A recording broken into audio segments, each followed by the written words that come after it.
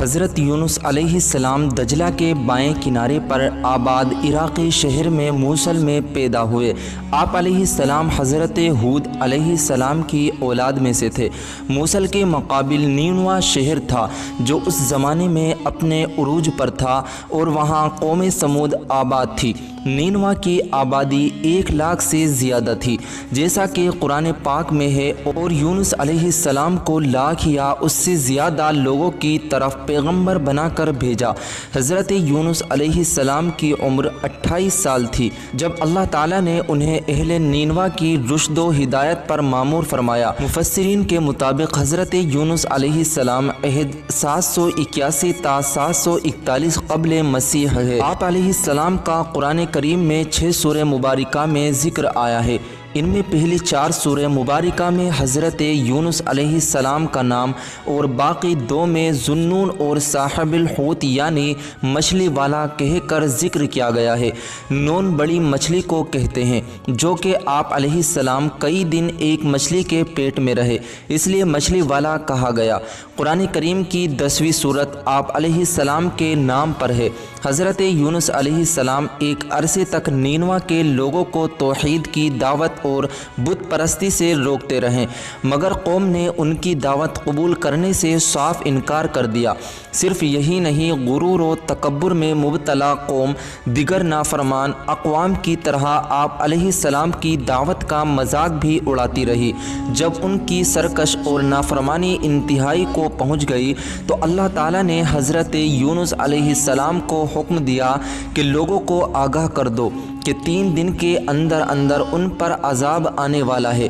آپ علیہ السلام نے قوم میں اس کا اعلان کر دیا۔ یہ سن کر قوم یونس علیہ السلام نے آپس میں مشورہ کیا تو اس بات پر ان سب کا اتفاق ہوا۔ یونس علیہ السلام کو کبھی جھوٹ بولتے نہیں دیکھا گیا، لہذا ان کی بات نظر انداز نہیں کرنی چاہیے۔ مشورے میں یہ بھی طے ہوا کہ دیکھا جائے کہ اگر یونس علیہ السلام رات بستی کے اندر اپنے گھر میں مقیم رہتے ہیں تو سمجھ لو کہ کچھ نہیں ہوگا، اور اگر وہ یہاں سے کہیں اور چلے جاتے ہیں تو یقین کر لو کہ صبح عذاب ضرور آئے گا۔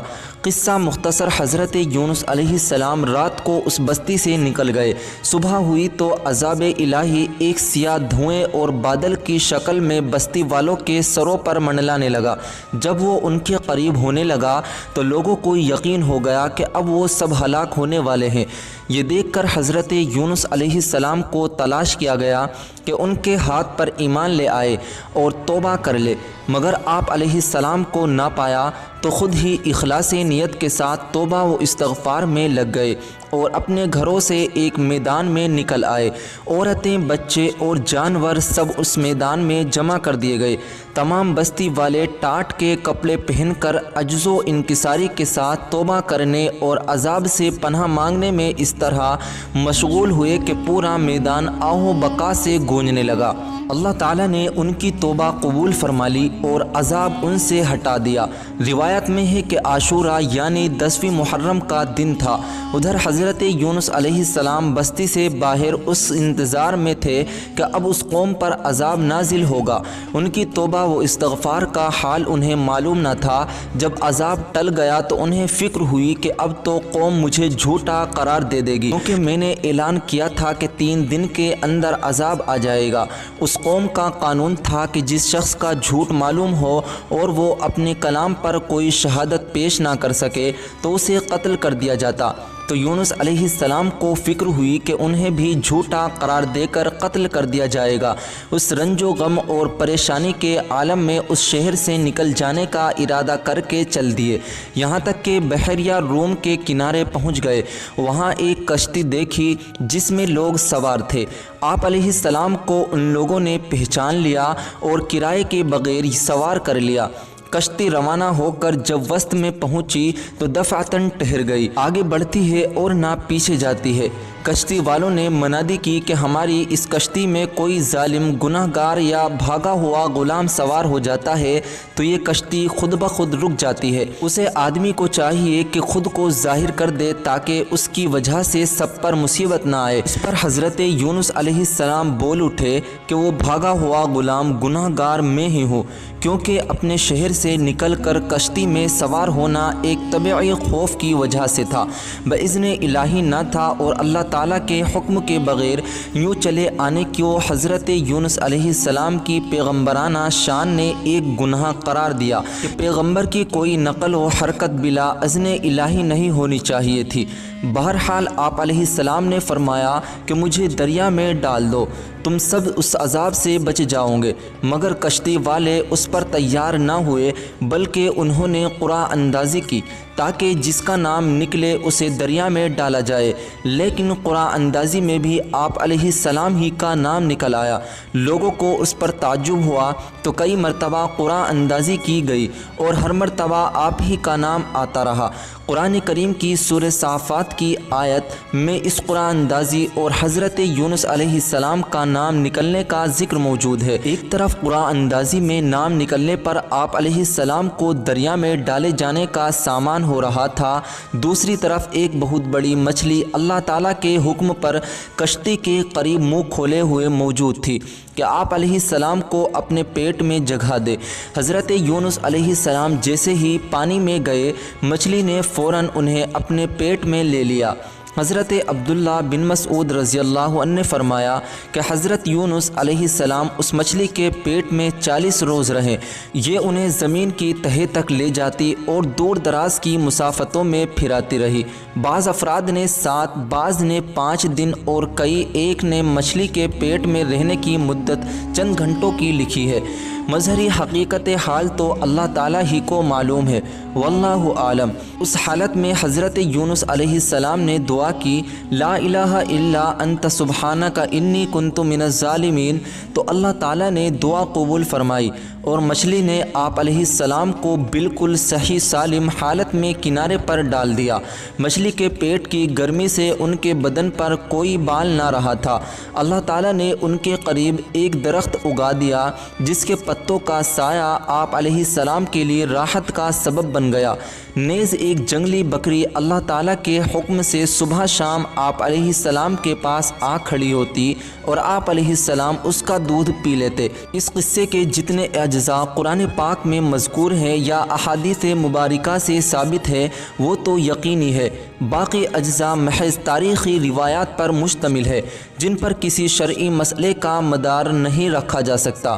حضرت ابو ہریرہ رضی اللہ عنہ سے منقول ہے کہ رسول اکرم صلی اللہ علیہ وسلم نے فرمایا، جب اللہ تعالیٰ نے حضرت یونس علیہ السلام کو مچھلی کے پیٹ میں قید کرنے کا ارادہ فرمایا تو مچھلی کو حکم دیا، ان کو لے لو، لیکن ان کے گوشت پر تیرا تصرف نہیں، کیونکہ یہ تیرا غذا نہیں ہے۔ جب مچھلی آپ علیہ السلام کو لے کر سمندر کی انتہائی نچلی سطح میں پہنچی تو آپ علیہ السلام نے کچھ آہٹیں سنی۔ اس پر اللہ تعالیٰ نے وحی فرمائی، یہ سمندری جانوروں کی تسبیح ہے۔ اس موقع پر حضرت یونس علیہ السلام نے تسبیح کی۔ جب فرشتوں نے آپ علیہ السلام کی تسبیح سنی تو بارگاہ خداوندی میں عرض کرنے لگے، اے ہمارے پروردگار، ہم ایک نحیف اور کمزور سی آواز کسی اجنبی زمین سے سن رہے ہیں۔ اللہ تعالیٰ نے فرمایا، یہ میرا بندہ یونس علیہ السلام ہے۔ فرشتوں نے عرض کیا، یہ تو نیک بندے ہیں اور ان کی طرف سے ہر شب و روز آپ کے پاس نیک اعمال پہنچاتے ہیں۔ اللہ تعالیٰ نے فرمایا، ہاں یہ میرے بہت اچھی تسبیح کرتے ہیں۔ پھر فرشتوں نے اللہ تعالیٰ کے حضور حضرت یونس علیہ السلام کی سفارش کی تو اللہ تعالیٰ نے مچھلی کو حکم دیا اور اس نے آپ علیہ السلام کو سمندر کے کنارے ڈال دیا۔ قرآن کریم میں ارشاد باری تعالیٰ ہے کہ پھر ہم نے ان کو جب کہ وہ بیمار تھے فراخ میدان میں ڈال دیا اور ان پر ایک بیل دار درخت اگا دیا۔ آپ علیہ السلام کا بدن مچھلی کے پیٹ میں رہنے سے انتہائی لاغر اور کمزور ہو چکا تھا۔ ابن مسعود فرماتے ہیں آپ علیہ السلام ایسے ہو گئے تھے جیسے چوزا جس پر ابھی پر بھی نہ آئے ہو۔ ابن عباس اور زید فرماتے ہیں جب بچہ پیدا ہوتا ہے اس وقت کے بچے کی طرح آپ علیہ السلام کی حالت تھی اور بالکل دھنی ہوئی روئی کی طرح نرم و نازک تھے اور بدن پر کچھ نہ تھا۔ روایات میں ہے کہ جب آپ علیہ السلام مچھلی کے پیٹ میں ٹھہر گئے تو گمان کیا کہ شاید وفات پا گئے ہیں۔ اس پر آپ علیہ السلام نے اپنے اعضاء کو جنبش دی تو ان میں حرکت ہوئی تو فوراً سجدہ ریز ہو گئے اور بارگاہ رب العزت میں عرض کیا اے پروردگار میں تیرے لیے ایسی جگہ مسجد سجدہ گاہ بناتا ہوں جہاں کسی دوسرے نے تیری عبادت نہ کی ہوگی۔ قرآن پاک میں اللہ تعالیٰ کا ارشاد ہے پھر اگر وہ اللہ کی پاک بیانی نہ کرتے تو لوگوں کے اٹھائے جانے سے دن تک اس کی مچھلی کے پیٹ میں ہی رہتے۔ تفسیر ابن جریر میں حضرت سعد بن مالک سے مروی ہے کہ انہوں نے نبی کریم صلی اللہ علیہ وسلم کو فرماتے ہوئے سنا اللہ کو اس نام سے پکارا جائے تو دعا قبول ہو جاتی ہے اور جو مانگا جائے اللہ عطا فرماتے ہیں۔ یعنی حضرت یونس علیہ السلام کی دعا کے ساتھ راوی کہتے ہیں کہ میں نے استفسار کیا یا رسول اللہ یہ حضرت یونس علیہ السلام کے لیے خاص ہے، یہ تمام مسلمانوں کے لیے ہے؟ آپ صلی اللہ علیہ وسلم نے فرمایا یہ حضرت یونس علیہ السلام کے لیے خاص ہے اور مومنین کے لیے عام۔ جب بھی وہ اس کے ساتھ دعا کرے یا تم نے اللہ کے فرمان کو نہیں سنا؟